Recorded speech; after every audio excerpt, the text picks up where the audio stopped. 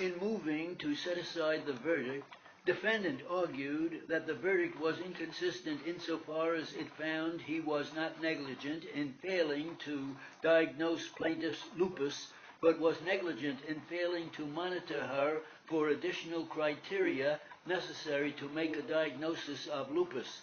He further claimed that the jury's decision that Dr. Curtis failed to properly alert him as to the abnormal urinalysis result in October 2002, but was not responsible for plaintiff's injuries, was against the weight of the evidence. Defendant also asserted that plaintiff failed to establish a prima facie case of medical malpractice because his decision to forego urinalysis in favor of different tests was an exercise of medical judgment. Finally, defendant argued that the monetary award to plaintiff was excessive. In evaluating the arguments of defendant, we must be guided by the principles stated by this court in McDermott versus Coffee Beanery Limited, 9, Appellate Division 3rd, 195. In the absence of indications that substantial evidence has not been done, a successful litigant is entitled to the benefits of a favorable jury verdict. Indeed, the court must cautiously balance the great deference to be accorded to the jury's conclusion against the court's own obligation to assure that the verdict is fair, and the court may not employ its discretion simply because it disagrees with the verdict, as this would unnecessarily interfere with the fact-finding function of the jury to a degree that amounts to a usurpation of the jury's duty, internal citations and quotation marks omitted.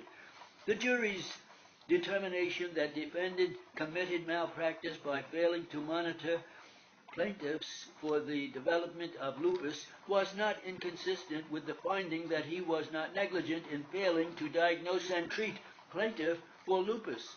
An inconsistency in a verdict exists only when a verdict on one claim necessarily negates an element of another cause of action.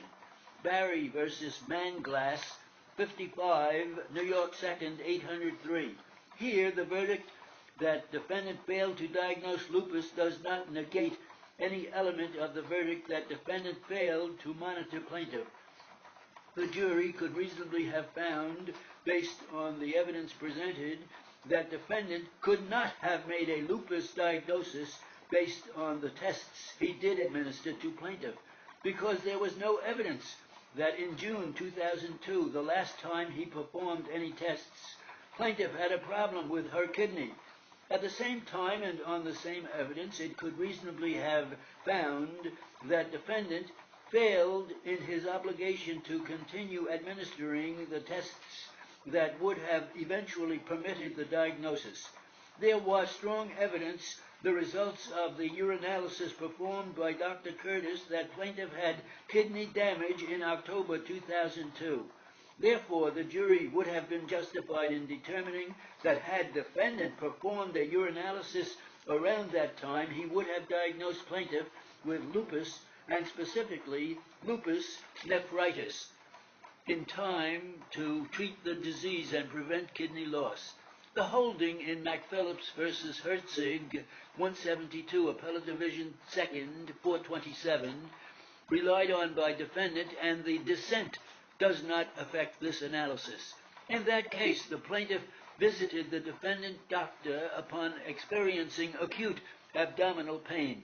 The doctor diagnosed her with pelvic inflammatory disease without doing a pelvic examination. 6 days later, the plaintiff was admitted to a hospital where it was determined that the initial pain was caused by diverticulitis of the sigmoid colon, which the defendant would have discovered had he performed a pelvic exam. After trial, a jury found the defendant negligent in failing to perform the pelvic examination when the plaintiff was in his office. However, the jury also found the defendant not negligent in failing to make a correct diagnosis and institute appropriate treatment. This court remanded for a new trial based in part on what it determined was an inconsistent verdict. Mac-Phillips is distinguishable because on the facts of that case, it was impossible for the jury to separate the failure to diagnose from the failure to monitor. The defendant's malpractice occurred in one single act of omission. In one office visit, the defendant failed to diagnose an actual illness or condition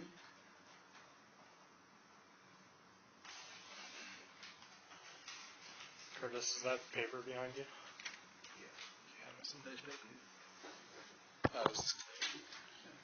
Just all his notes.